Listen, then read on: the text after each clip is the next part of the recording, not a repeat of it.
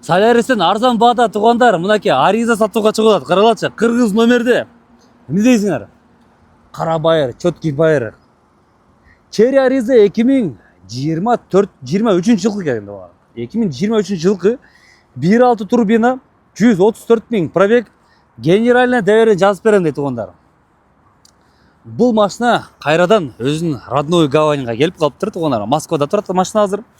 Срочно наличкаға сатуға шығылады. Мынаке 920 000 торг бар. Елесеткілер 920 000 торг бар. Шундайда қырғыз номерге машина илініп қалсачы, қырғыз номерче, сразу басы шыдыр түшкі деді да. Или дейсіңер? Подлокотник, подогрев задних сидений, зарядник абдув бар.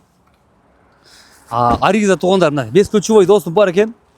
4 электростеклоподъемники и мол жерде баяғы рычаг болуш керек эле. Салон жашнакай екен, бирокчу. Салон жашнакай. Мынаке мультируль, круиз контроль, обогрев руля. Пробеги мына 134 000 екен. Камера заднего вида бар екен, бирок каратып коюш керек екен. Автохолд, электронный ручник, лобовойдо кичине трешнасы бар екен. Туғандар 920 000 плюс торг. Өтө срочная продажа туғандар.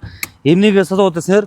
Бул жактан машина выкуп калыптыр. Toyota Camry алдым дейт. Ошого первоначальный взносун берип, тезирээк кутулайын дейт. Машина өзүнүн атында экен, без проблем экен жигиттер.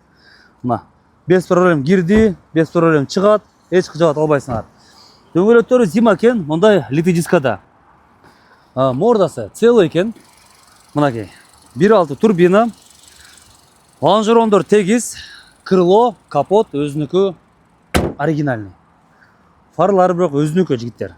920 000 бул мощный ба да, аризага челесеткиле. Просто кыргыз номерде.